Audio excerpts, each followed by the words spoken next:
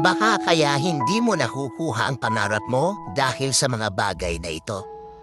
Tamad ka. Sorry pero kailangan may magsabi.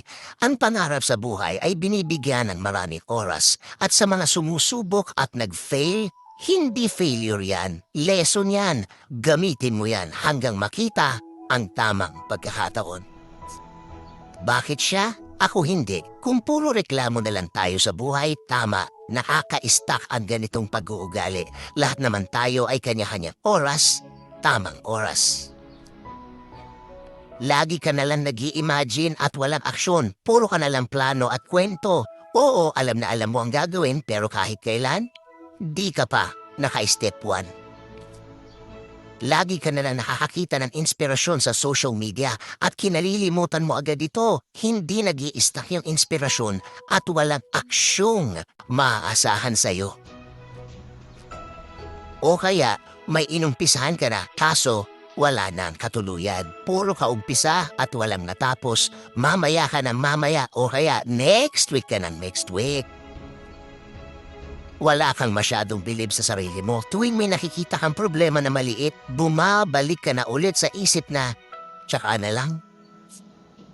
May mga iniisip kang hindi naman importante. Kung titingnan mo at i-check, may mga iniisip kang hindi dapat bigyan ng pansin ng ganong kalaki. Move on ka na, dapat sa mga ganyan.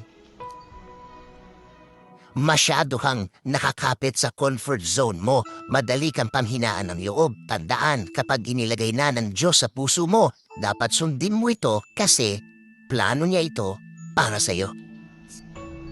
Do not work hard, work smart. Pag-isipan ang bawat step o bawat galaw. Hindi ibig sabihin na napagod ka, marami kang nagawa o na-accomplish. Pera na agad ang nasa isip mo. Ito ang madalas na nagiging problema ng mga nangangarap. Pera na agad ang nasa isip, hindi ang mga matututunan. Kung magaling ka na at marami ng alam, automatic na ang pera. Masyado kang nega. Again, piliin ang mga taong ipapaligid sa buhay mo. Minsan, nahahawahan ka kung paano sila mag-isip.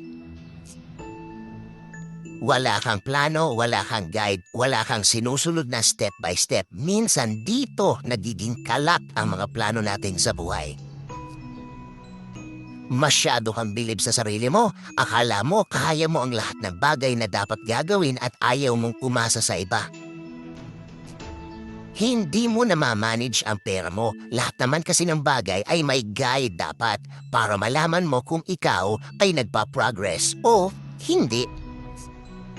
Baka masyadong maliit ang plano mo. Sa sobrang small time, parang ayaw mo nang gawin.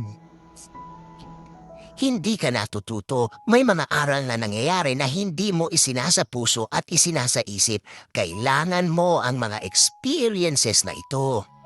Sabi nga sa Proverbs 3:5-6, trust in the Lord with all your heart and lean not on your own understanding. In all your ways, acknowledge Him, and He shall direct your paths.